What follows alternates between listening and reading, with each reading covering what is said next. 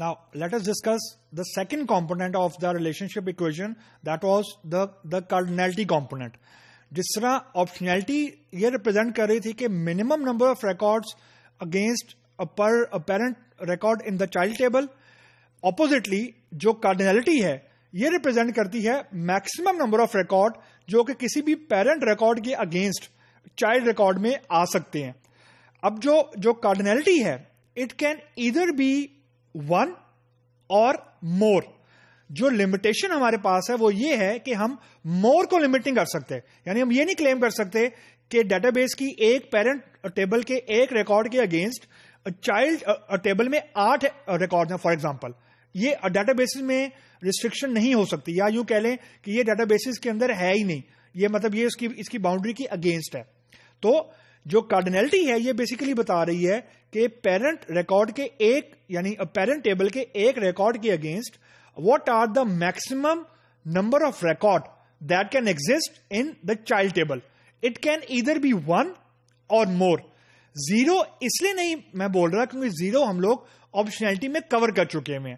तो जो रिलेशनशिप है वो बेसिकली दो चीजों को मिलकर बनी थी, ऑप्शनैलिटी एंड कार्डिनैलिटी.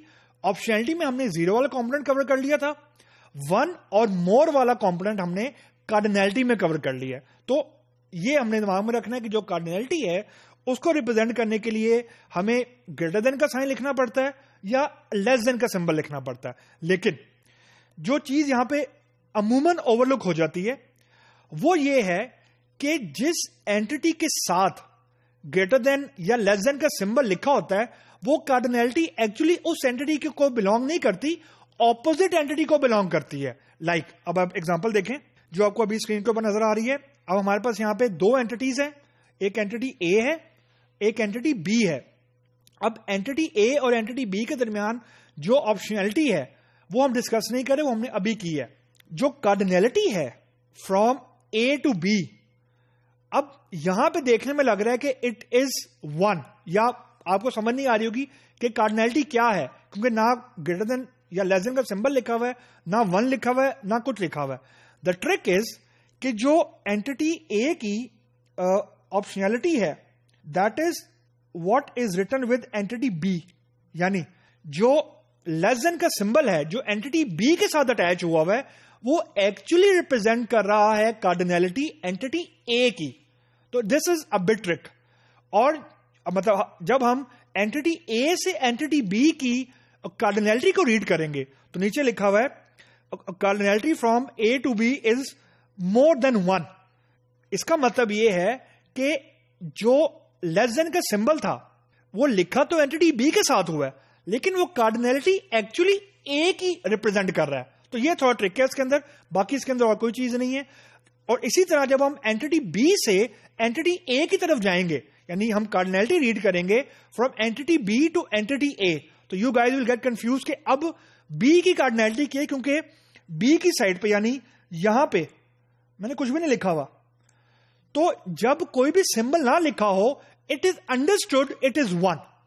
लिखना नहीं पड़ता, लिख देंगे तो अच्छी बात है, नहीं लिखेंगे तो it won't make any difference. तो जो cardinality from B to A है इट इज एक्चुअली 1. तो cardinality from A to B is more than 1 and cardinality from B to A is exactly 1. तो ये ओवरऑल कार्डिनैलिटी है. Now let's see the second example.